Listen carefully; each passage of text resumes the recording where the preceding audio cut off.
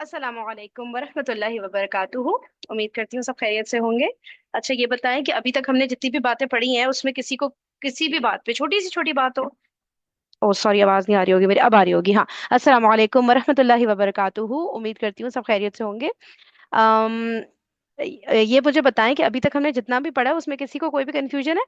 कोई छोटी सी भी बात, कोई बड़ी सी बात, एनीथिंग एंड एवरीथिंग, कोई भी चीज, कोई नुक्ता समझ नहीं आ रहा हो, कोई जबर जेर कहीं पे अल लग रहा है कहीं पे नहीं लग रहा, छोटी सी भी कोई भी बात हो आप लोग आराम से पूछें। ठीक है, पूछ लिया करें, बेशक जूम पे पूछ लें, बेशक व्हाट्सएप पे पूछ लें, कोई मसला नहीं है। वालेकुम सलाम मैम। हम्म। मैम मौसूला किसे कहेंगे? मौसूल हो रहा होता है, इससे मौसूल कहलाता है वो। ठीक है, ये जो वर्ड्स होते हैं ना, अल्लजी अल्लजीना, ये ना दो जुमलों को आपस में कनेक्ट कर रहे होते हैं। ठीक है, जैसे हम बोलेंगे कि वो लड़का जो बहुत अच्छा पढ़ता है, तो अब ये जो वर्ड बीच में आ रहा है ना, ये इससे मौसूला है। इससे मौसूल कह लें, इससे मौसूला कह लें, एक ही बात है। ठीक है, तो ये होता है जो कनेक्ट कर रहे होते हैं दो जुमलों को। जैसे उर्दू में हम कहेंगे जो, जिस, जिन्हें, इस तरह के वर्ड्स होते हैं ना, ये इससे मौसूला होते हैं। अरबिक में यही होते हैं, अल्लजी, अल्लती, अल्लजीना, इस टाइप के वर्ड्स। सही है। मेन अभी मेन इनके ऊपर काम ना इनका हाँ, मेन का जी जी बोले। मैं कह रहा हूँ मेन काम इनका दो जुमलों को जोड़ना होता है। बिल्कुल ऐसा ही है, बिल्कुल। और इसको अभी हमने बहुत ही कम पढ़ा है, ना पढ़ने के बराबर पढ़ा है, समझे। हमने इसकी बहुत ज्यादा एग्जांपल्स भी नहीं की और इसके ऊपर अभी ज्यादा हमने डिटेल में पढ़ा नहीं है। बस इतना ही हमें अभी तक सिर्फ पता है कि ये दो जुमलों को जोड़ रहा होता है, कनेक्शन बना रहा होता है उनके बीच में। ठीक है, ताल्लुक कायम कर रहा होता है दोनों जुमलों के बीच में। सही है। ठीक है मैम जज़ाक। अब इसको पढ़ेंगे और डिटेल में, लेकिन अभी तक नहीं पढ़ा, इसलिए बिल्कुल इसके बारे में परेशान नहीं हूँ। और किसी की कोई चीज ऐसी जो समझ नहीं आ रही हो? कुछ चीजें होती है ना, बहुत कोशिश कर ले हमें समझ नहीं आती है, हम जितनी दफा भी उसको देख ले, तो मैं उसको कोशिश करूंगी अलग तरीके से समझाऊं। सही है।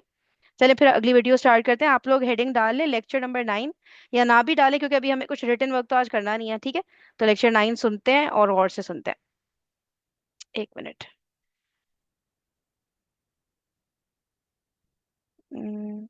एक मिनट रुकिएगा, मेरे सामने वीडियो, आप लोग के सामने स्क्रीन शो हो रही है क्या, सर वाली? जी जी हो रही है। अच्छा अच्छा, सही है, ठीक है। यस मैम हो रही है। ठीक है, अच्छा कोई मसला हो ना हो वीडियो में, रही है। कोई चीज समझ ना आ रही हो, तो आप लोग ना रेज हैंड कर दिएगा। ठीक है, फिर जब मुझे अप्रोप्रिएट लगेगा तब मैं वीडियो को रोकूंगी। सही है। चले, बिस्मिल्लाहिर्रहमानिर्रहीम। औज़ुबिल्लाहिमिनश्शैतानिर्रजीम बिस्मिल्लाहिर्रहमानिर्रहीम कुल बिफज़लिल्लाहि व बिरहमतिहि व बिज़ालिका फ़लयफ़रहू हुवा खैरुम मिम्मा यजमऊन सदक़ल्लाहुल अज़ीम। रब्बि इश्रह ली सदरी व यस्सिर ली अमरी वहलुल उक़दतम मिन लिसानी यफ़क़हू क़ौली रब्बि यस्सिर व ला तुअस्सिर व तम्मिम बिल खैर आमीन या रब्बल आलमीन।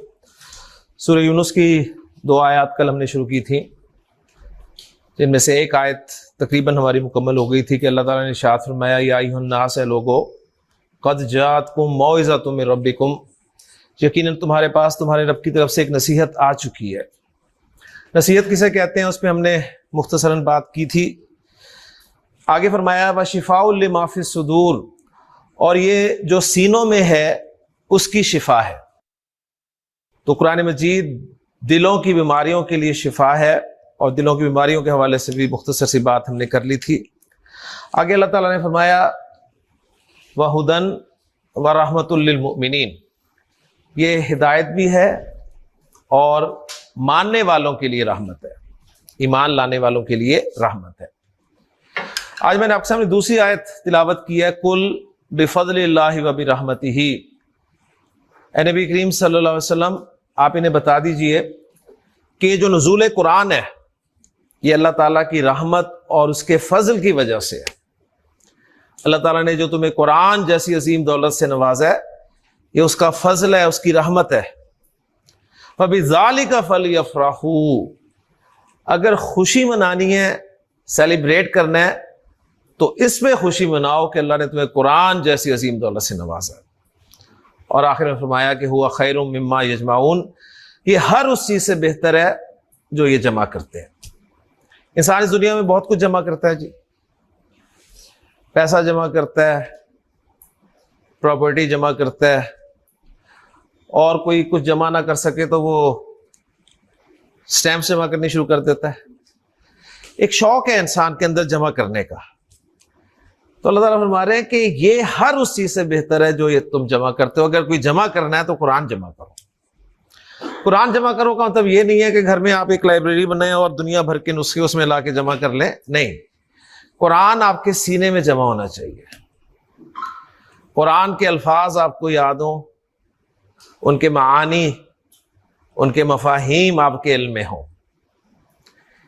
नबी करीम सल्लल्लाहु अलैहि वसल्लम का एक और फरमान है इसके साथ जोड़ने से, आपने फरमाया कि जिस शख्स के दिल में कुरान का कुछ हिस्सा भी महफूज नहीं, वो एक वीरान घर की मानिंद है। यानी कुछ ना कुछ कुरान तो आपके पास जमा होना चाहिए। अल्लाह ताला से दुआ है कि अल्लाह ताला हमें कुरान मजीद की कद्र करने की तौफीक अता फरमाए। सबक की तरफ चलते हैं जी। आज हम इंशाअल्लाह ताला अपने इस्म को फिनिश करने लगे हैं। मुख्तसरन मैं दोहराता चलूं कि हुरूफुल हिजा से हमारा लिसानुल कुरान कोर्स शुरू हुआ। अलिफ बा ता हमने पढ़े अरबी ज़ुबान के हुरूफुल हिजा, 3 बुनियादी हरकत पढ़ी, अलामत सुकून को देखा और फिर इनके कॉम्बिनेशन से हमने लफ्ज बनाए। अलिफ और हमजा का फर्क भी हमारे सामने आ गया। लफ्ज जो बामाना थे उन्हें हमने कलिमा कहा और 3 अक़साम में तकसीम किया, इस्म, फ़ेल और हर्फ। इस्म को हमने बाकायदा पढ़ना शुरू किया। इस्म के माना हमने जाने कि इसके माना होते हैं नाम। ये किस किस का नाम हो सकता है वो हमारे सामने आया। किसी शख्स का नाम, किसी चीज का नाम, किसी जगह का नाम, किसी काम का नाम। इसमें ज़मायर भी शामिल थे, हर तरह के ज़मायर। इसमें सिफात भी शामिल थी, हर तरह की सिफात। इस्म को जुमले में इस्तेमाल करने के लिए हमें 4 बातें जानना जरूरी थी, जिनमें से 3 अल्हम्दुलिल्लाह हम पढ़ चुके हैं। पहली बात थी इस्म का मुज़क्कर या मुअन्नस डिक्लेयर करना, क्योंकि अरबी जुबान में इस्तेमाल होने वाला हर इस्म या तो मुज़क्कर मुअन्नस होगा, या अगर मुज़क्कर मुअन्नस नहीं होगा तो उसका इस्तेमाल मुज़क्कर या मुअन्नस के तौर पे किया जाएगा। उसके लिए हमने मुअन्नस को तफसील से पढ़ा। मुअन्नस की 2 अक़साम हमारे सामने आई, हकीकी और गैर हकीकी। गैर हकीकी की 2 अक़साम सामने आई, अलामती और समाई। अदद इस्म का दूसरा पहलू था जिसको हमने तफसील से पढ़ा और हमने देखा कि उर्दू और अंग्रेजी के बरक्स अरबी में 3 तरह का अदद पाया जाता है, वाहिद, मुसन्ना और जमा। 1 के लिए वाहिद, 2 के लिए मुसन्ना, 2 से ज़ायद के लिए जमा। वाहिद से मुसन्ना बनाने का तरीका हमने सीखा कि चाहे इस्म मुज़क्कर हो चाहे मुअन्नस हो, एक ही फार्मूला लगता है। आखिरी हर्फ को जबर दे के अलिफ और नून ज़ेर नी, या आखिरी हर्फ को जबर दे के या और नून ज़ेर नी का इजाफा कर देते हैं। 2 आवाजें महफूज कर ली, आनी, ऐनी। सही है। अभी तक जो सर ने रिकैप कराया है, कोई इशू, कोई बात ऐसी लगी हो, कोई नई सी बात लगी हो, या कुछ भूल गए हो? Hmm. No ma'am, no ma'am. चले, अल्हम्दुलिल्लाह, अल्लाह ताला का शुक्र करें इस बात पे। जमा की 2 अक़साम हमारे सामने आई, एक सालिम, एक मुकस्सर। मुकस्सर जो विदाउट फार्मूला थी वो हमें याद करनी ही पड़नी थी। बहुत सारी जमा मुकस्सरें हमें आती हैं, मजीद इजाफा इंशाअल्लाह ताला होता रहेगा इस क्लास में। जमा सालिम हमने देखा कि ये फार्मूले के तहत बनती है, लेकिन मुज़क्कर में अलग फार्मूला है और मुअन्नस में अलग फार्मूला है। मुज़क्कर में जमा सालिम जो है ये सिफात की बनती है आमतौर पे, और फार्मूला ये है कि आखिरी हर्फ पर पेश लगाकर वाव और नून ज़बर ना, या आखिरी हर्फ पर ज़ेर लगाकर या और नून ज़बर ना का इजाफा कर दें और 2 आवाजें महफूज कर लें, ऊना, ईना। जमा सालिम मुअन्नस हमने देखा कि सिफात की भी बनती है और हर उस इस्म की बन जाती है जिसके आखिर में गोलता आती है। फार्मूला सिंपल सा है, गोलता को हटाया और अलिफ और लंबी ता लगाकर आत की आवाज जो है वो निकाल दी। उसके बाद हमने वुसअत को पढ़ा और वुसअत सुनते ही हमारे सामने 2 लफ्ज आ गए, नकरा और मारिफा। हमें अगर ये मालूम नहीं है कि अरबी जुबान में इस्तेमाल होने वाला इस्म नकरा है या मारिफा, तो हम जुमला नहीं बना सकेंगे, क्योंकि जुमले के लिए जो शराइत चाहिए होंगी उनमें वुसअत की बड़ी अहमियत है। 7 के सूरतों में कोई इस्म मारिफा होता है, जिनमें से 5 हमने पढ़ी। अलम, किसी खास शख्स, किसी खास चीज, किसी खास जगह का नाम। इस्म ज़मीर, पर्सनल प्रोनाउंस। इस्म इशारा, डिमॉन्स्ट्रेटिव प्रोनाउंस। इस्म मौसूल, रिलेटिव प्रोनाउंस। और अलिफ लाम वाला इस्म।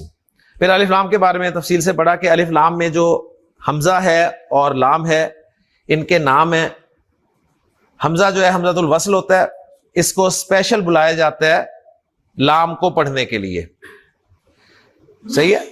और जब पीछे से मिलाकर पढ़ते हैं तो फिर इसको अलिफ की सूरत में लिखा रहने देते हैं, इसकी हरकत को प्रोनाउंस नहीं किया जाता। लाम का नाम लाम तारीफ हमने देखा और वो साकिन होता है, इसलिए हमजतुल वस्ल को बुलाया गया था।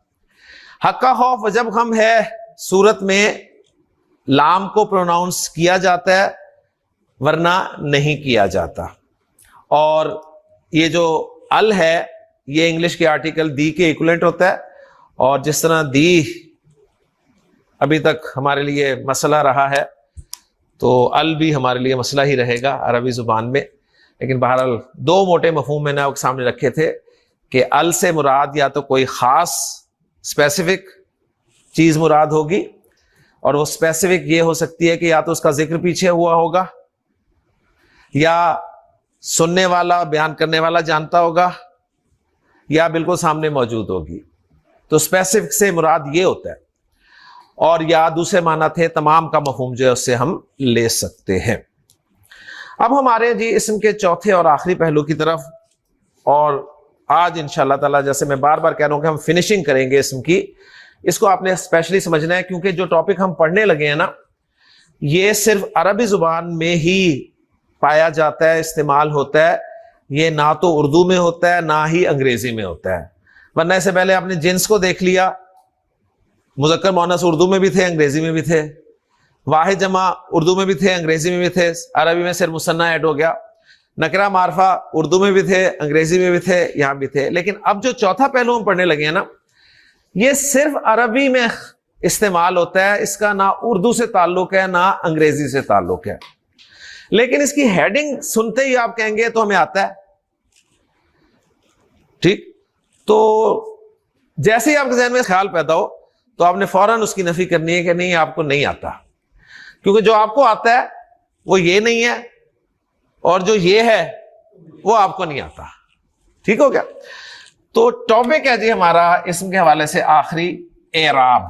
नया लफ्ज नहीं है आपके लिए, सुना हुआ होगा आपने एराब। और अब तो पता नहीं क्या हिसाब किताब है, मुझे तो नहीं याद। हम जब पढ़ते थे तो हमारे उर्दू के पर्चे में एक सवाल आता था, एराब लगाइए, तो हम लगा के आ जाते थे। क्या लगाते थे हम? जेर जबर पेश। अच्छा, हमने पढ़ा है कि जेर जबर पेश तो हरकत है, तो सवाल ये नहीं होता था कि हरकत लगाइए, सवाल होता था एराब लगाइए। तो हम चूंकि जेर जबर पेश को ही एराब कहते थे, समझते थे, या हमारी उर्दू में जेर जबर पेश को ही एराब कहा जाता है, तो हम वो जेर जबर पेश लगाकर आ जाते थे। लेकिन नोट कर लीजिएगा कि जेर जबर पेश हरकत हैं, एराब बिल्कुल एक डिफरेंट चीज है। ओके जी। तो वो जो 10-10 नंबर हमने लिए हुए हैं एराब लगाने वाले, वो आप लोग समझ रहे हैं? अब मुझे नहीं पता अब के एग्जामिनेशन पेपर्स में, टेस्ट में उर्दू में इस तरह पढ़ाया जाता है कि नहीं। लेकिन पहले ऐसे होता था कि जैसे कि कोई जुमला लिख दिया, ठीक है, सूरज बहुत दूर है मिसाल के तौर पे, ठीक है। अब क्या है, सूरज में मैं बोलूं आप लोग को कि इस पे एराब लगाएं, ठीक है। तो हमें क्या करना होता था कि हरकत लगानी होती थी, यानी कि जबर जेर पेश लगाना होता था बेसिकली। जैसे सीन के ऊपर आएगा पेश, वाव पे जजम, रा क्या है जबर, फिर जीम पे जजम, सूरज बन गया। ठीक है, तो ये एराब लगाइए, जो उर्दू में होता है ना वो डिफरेंट होता है। सही। अब अरबिक में जब हम एराब पढ़ेंगे ना, बहुत ही मजेदार सा कॉन्सेप्ट है, मैम ठीक अभी है। भी आता है पेपर में। अच्छा, आता है अभी भी? ओके ओके सही हो गया। ठीक है, तो समझ आ गई ना आप लोगों को, जबर जेर पेश लगाना उर्दू में होता है एराब, ठीक है। अब इस चीज को जहन से निकाल दें, अरबी में इस बात का इससे ताल्लुक नहीं है, ठीक है। अरबी में एराब डिफरेंट चीज है, थोड़ी सी आपको सिमिलर भी लगेगी, ठीक है। लेकिन अभी हम लोग सब मिटा देते हैं, पुराना हमें कुछ भी नहीं पता। अब हम बिल्कुल नए सिरे से एराब को समझने की कोशिश कर रहे हैं। उर्दू वाले एराब से इसको मिलाने की बिल्कुल भी जरूरत नहीं है, सही है। तो बस अब सुने और से। उर्दू के हिसाब से तो ठीक लिए हुए हैं, लेकिन बनते नहीं है वो। तो आज हम सीखेंगे इस्म का एराब। तो पहली बात नोट कर लीजिए एराब के हवाले से कि एराब सिर्फ और सिर्फ अरबी का खासा है, ना तो एराब उर्दू में होता है ना ही अंग्रेजी में। पहला पॉइंट ध्यान में रखना है आपने। हमारे यहां उर्दू में जेर जबर पेश को एराब कह देते हैं, और यह चीज अरबी सीखने में बहुत बड़ी रुकावट बनती है। लिहाजा आपको सारी जिंदगी अरबी नहीं आती, सिर्फ इस एराब की कंफ्यूजन की वजह से। इसलिए अच्छी तरह जहन से निकाल दें ये बात, या अच्छी तरह जहन में बिठा लें कि हरकत और चीज है, इराब और चीज है। ओके, अब मैं आपको बताऊंगा कि इराब है क्या। इराब है क्या, इसके लिए मैं आपको 3 मिसालें देता हूं।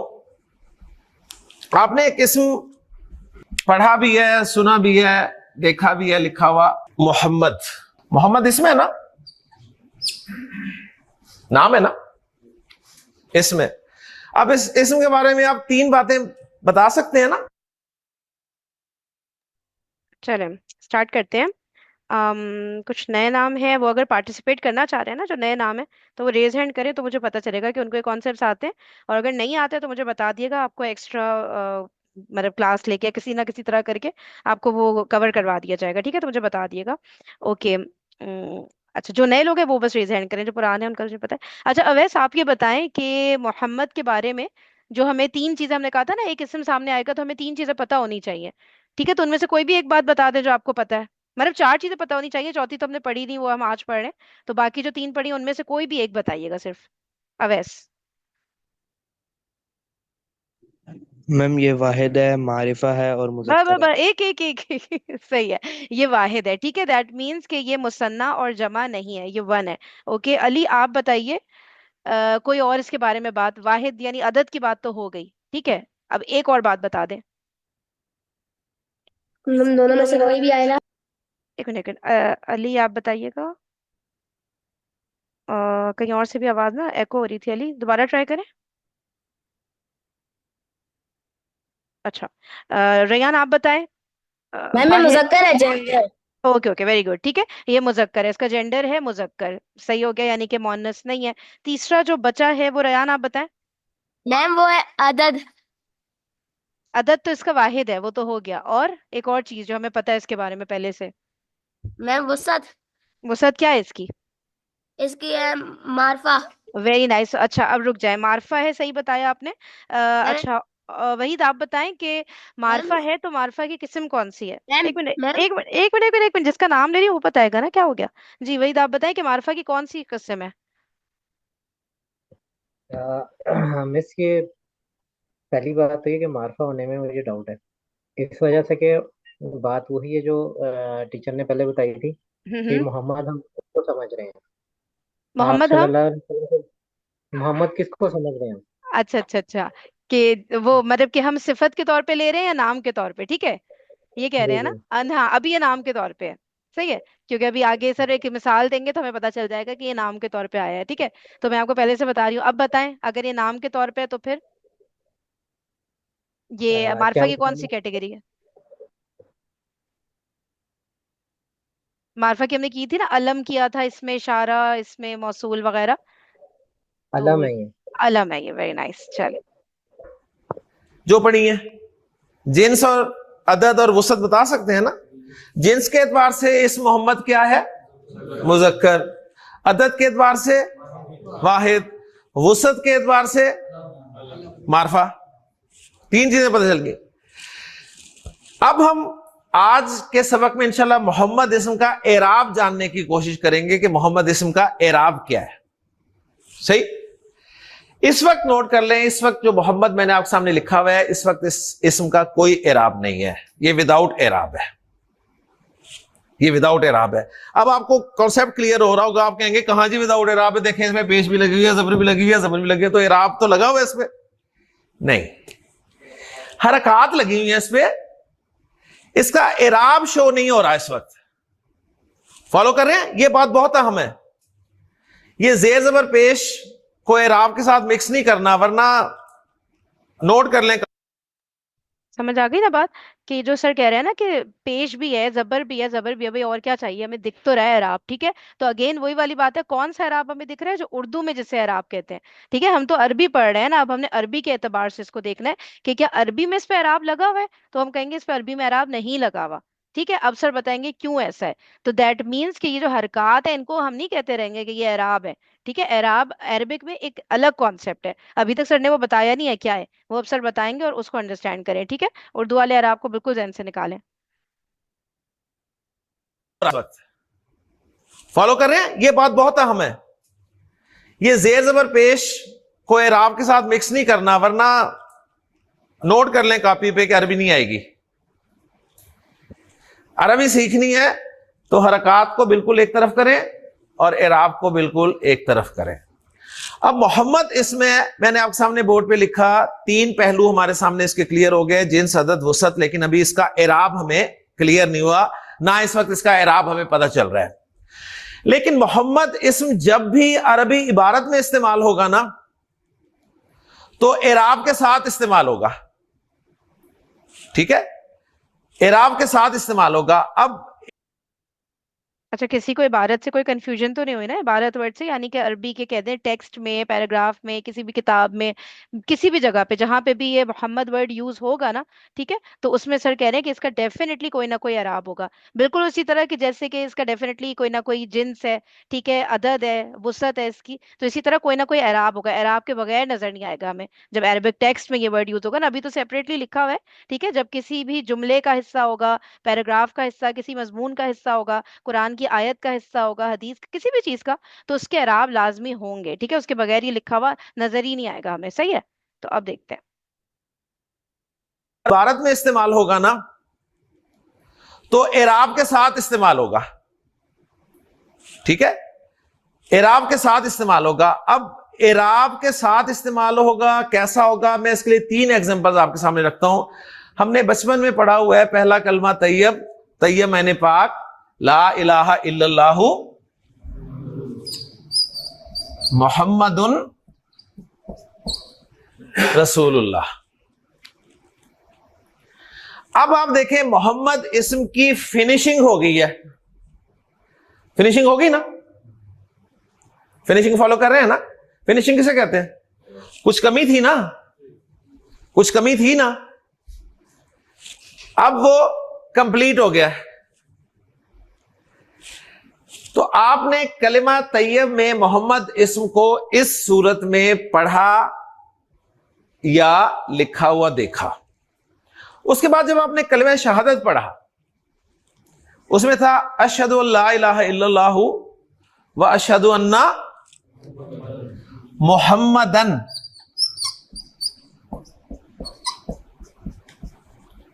अब्दुहु व रसूलुहु। वहां भी इस मोहम्मद इस्तेमाल हुआ, लेकिन एक और स्टाइल में आपके सामने आया। अब यहां भी मोहम्मद इस्म फिनिशिंग के साथ है। फिर आपने जब दुरूद शरीफ पढ़ा, तो दुरूद शरीफ का पहला जुमला था अल्लाहुम्मा सल्ली अला मुहम्मदिन।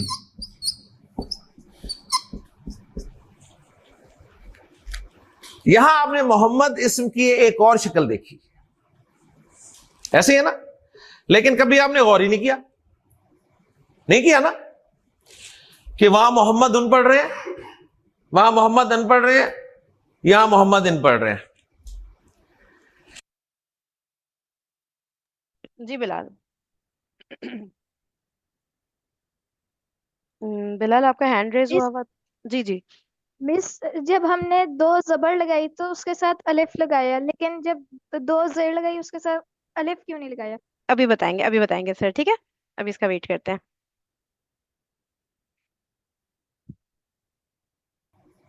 नहीं किया ना, कि वहां मोहम्मद उन पढ़ रहे हैं, वहां मोहम्मद अन पढ़ रहे हैं, यहां मोहम्मद इन पढ़ रहे हैं। मोहम्मदुन, मोहम्मदन, मोहम्मदिन, इस्म मोहम्मद एराब के साथ इस्तेमाल हुआ है, फिनिशिंग के साथ इस्तेमाल हुआ है। पहली शक्ल जो थी इसकी, ये विदाउट एराब थी। अब 3 शक्लें जो हैं ये इसकी एराब वाली शक्लें हैं, यानी फिनिशिंग वाली शक्लें हैं। मजे की बात यह है कि तीनों शक्लों में इस मोहम्मद के माना में कोई तब्दीली वाकई नहीं होती। देखें, आपने जब कलेमा पढ़ा ला इलाहा इल्लल्लाहु, अल्लाह के सिवा कोई माबूद नहीं, ठीक है ना, और मोहम्मदुर रसूलुल्लाह, मोहम्मद सल्लल्लाहु अलैहि वसल्लम अल्लाह के रसूल हैं। मोहम्मद के माना मोहम्मद ही की है ना। कलमा शहादत में जो आपने पढ़ा कि मैं गवाही देता हूं ला इलाहा इल्लल्लाह की और मोहम्मद सल्लल्लाहु अलैहि वसल्लम के अल्लाह के रसूल होने की, तो मोहम्मद के माना मोहम्मद ही रहे। जब आपने तीसरे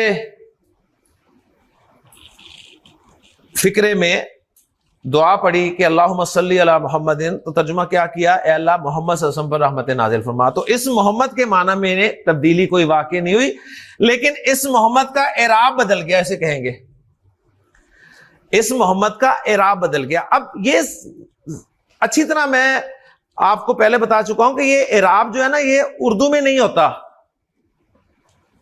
ठीक है। उर्दू में देखें, मैं मोहम्मद इसम यूज कर रहा हूं 3 जुमलों में, तो मोहम्मद ही बोल रहा हूं ना।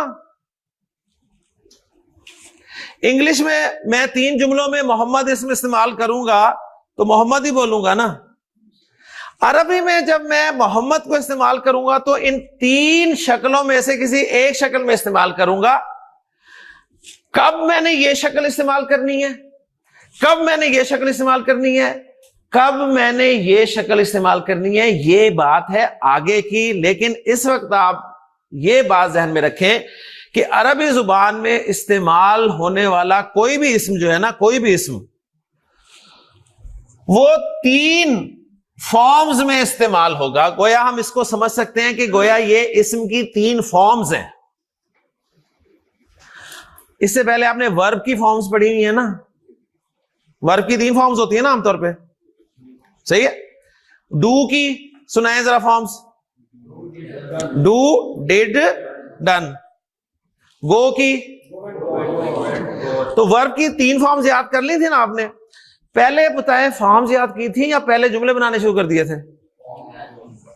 पहले फॉर्म्स याद की थी। जब फॉर्म्स आपको याद हो गई, फिर आपको बताया गया कि पहली फॉर्म यहां लगनी है, सेकंड फॉर्म यहां लगनी है, थर्ड फॉर्म यहां लगनी है, ऐसी है ना।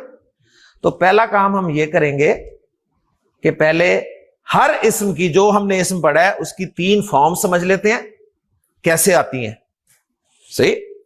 उसके बाद इंशाल्लाह देखेंगे कि फर्स्ट फॉर्म कहां इस्तेमाल होनी है, सेकंड फॉर्म कहां इस्तेमाल होनी है, थर्ड फॉर्म कहां इस्तेमाल होनी है। मैं क्लोज करता हूं। एराब जब भी आप अरबी क्लास में सुने एराब लफ्ज, तो आपका जहन जेर जबर पेश की तरफ नहीं जाना चाहिए, सही जाएगा। आखिरी दिन भी जा रहा होता है मुझे पता है, लेकिन जाना नहीं चाहिए। एराब सुनते ही जेर जबर पेश आपने जहन से हटा देने। एराब सुनते ही आपके जहन में आना चाहिए इस्म की 3 फॉर्म्स। अगर इस्म के एराब की बात हो रही है ना, तो इसका मतलब है इस्म की 3 फॉर्म्स, ठीक, 3 फॉर्म्स। देखें जी, पहली फॉर्म फर्स्ट फॉर्म, दूसरी फॉर्म सेकंड फॉर्म, तीसरी फॉर्म थर्ड फॉर्म।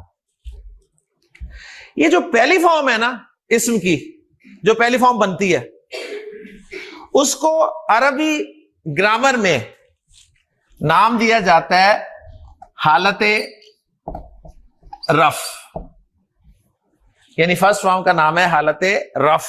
रफ कहते हैं इसे, असल में रफ है ये, लेकिन आपको इजाजत दी जाती है आप रफा बोल सकते हैं यहां पे, हालते रफा। ओके जी। फर्स्ट फॉर्म अरबी में क्या होती है? हालते रफा। हालते रफा क्या होती है? First form. बस इतना ही आपने समझना है, इससे ज्यादा समझेंगे तो परेशान हो जाएंगे। हालत रफा क्या होती है? किसकी फर्स्ट फॉर्म? इस्म की फर्स्ट फॉर्म। इस्म की फर्स्ट फॉर्म को हालत रफा कहते हैं। ओके जी। इस्म की सेकंड फॉर्म को हालत नस्ब कहते हैं, आप इसे नस्ब कह सकते हैं। सेकंड फॉर्म क्या कहलाती है? हालत नस्ब। थर्ड फॉर्म जो है वो कहलाएगी हालत जर। हालत जर। आप यूं कह सकते हैं कि एराब के एतबार से इस्म की 3 फॉर्म्स हैं। फॉर्म्स ये 3 इस्म की हैं, इस्म का एराब पढ़ रहे हैं ना।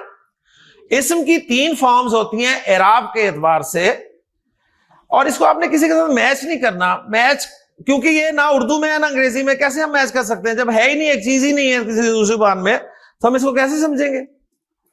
फॉलो कर रहे हैं ना। इराब सुनते ही आपके जहन में क्या आना चाहिए? इस्म का इराब सुनते ही आपके जहन में क्या आना चाहिए? इस्म की तीन forms, first, second, third. First form को क्या कहते हैं? हालत रफ। सेकंड फॉर्म को हालत नस। थर्ड फॉर्म को हालत जर। जी अब्दुल रहमान, हालत रफा, हालत नसब, हालत जर क्या है? शाबाश, एक्सीलेंट एक्सीलेंट। इस्म की फर्स्ट, सेकंड और थर्ड फॉर्म। साकिब, हालत जर क्या होती है? वही 1 मिनट रुकिएगा, मैं आपका सवाल लेती हूँ। पहले ये बताएं, बिलाल आप ये बताएं कि अभी जो सर का सवाल है, हालत जर क्या होती है? उतना बताना है जितना सर ने पढ़ाया है, ठीक है, उससे आगे पीछे कुछ नहीं, जितना सर ने अभी बताया है। हालत जर क्या है बिलाल? मिस मुझे नहीं पता। हालत जर के ऊपर क्या लिखा हुआ है? मिस उसके ऊपर शद है, थर्ड नहीं, फॉर्म है ये। हाँ थर्ड फॉर्म, एग्जैक्ट, बस यही बोलना है आपने, हालत जर इस्म की थर्ड फॉर्म है। ठीक हो गया? ओके। अब्दुल हन्नान आप ये बताएं कि इस्म की सेकंड फॉर्म का क्या नाम है? हालत नसब। एग्जैक्टली, ठीक है, बस इतनी सी बात याद रखनी है, सही है, कि इस्म की तीनों फॉर्म्स होती हैं, हालत रफा, हालत नसब, हालत जर। ये क्या होती है? इस्म की 3 फॉर्म्स होती हैं, बस हमें नहीं मैं पता भी क्या है, नसब। मैं हम्म। भी आखिरी वाले क्या है, हालत है। जर, जर है ये, जर जैसे नहीं, जरा सा हम शद पे जैसे रुकते हैं उस तरह करके बोलते हैं, कि जल्दी में हम लोग हालत जर भी बोल सकते हैं खाली। ठीक है, हालत जर ये शद है इसके ऊपर। अच्छा ठीक है, तो अब बस इतना हमने अभी समझना है, इससे आगे नहीं, अब ये वीडियो इंशाल्लाह कंटिन्यू हम कल करेंगे। पहले वहीद का सवाल लेते हैं। जी वहीद, आप क्या कह रहे थे? इसके जो टीचर ने एक्सप्लेन किया था ना, ये तीन फॉर्म से पहले, वो नहीं मुझे समझ आया। हाँ नहीं नहीं, अभी अभी समझे, अभी कोई एक्सप्लेनेशन इनकम्प्लीट ही हुई है, अभी आधी पौनी बात हुई है, अभी पूरी बात हुई नहीं है, तो परेशान नहीं हो, बिल्कुल नया और बिल्कुल अलग सा टॉपिक है, इसको थोड़ा टाइम लगेगा, कल सर और एग्जाम्पल्स देंगे ना, फिर समझ आएगा। फिलहाल आप लोग ये समझें कि एक इस्म जो होता है, ठीक है, जिन्स के एतबार से हमें पता है कि वो 2 तरह का हो सकता है, ठीक है, मुजक्कर मुअन्नस। अदद के एतबार से हमें पता है वो 3 तरह का हो सकता है, वाहिद, जमा और मुसन्ना। वुसत के एतबार से वो 2 तरह का हो सकता है, नकरा, मारफा। ये हमें समझ आ गया था ना। अब मैं आपको बोलूं एराब के, वही आप बताएं, एराब के एतबार से इस्म कितनी तरह का हो सकता है? तीन तरह का हो सकता है। एग्जैक्टली ठीक है, 3 तरह का। ये 3 शक्लें हमारे सामने आ गई ना। एराब के एतबार से इस्म 3 तरह का, 3 कैटेगरीज में फॉल करेगा। पहली तरह क्या होती है? हालत रफा, हालत नसब, हालत जर। ये किसी का ना वो प्रेस हो गया, प्लीज इसको रीड कर दें।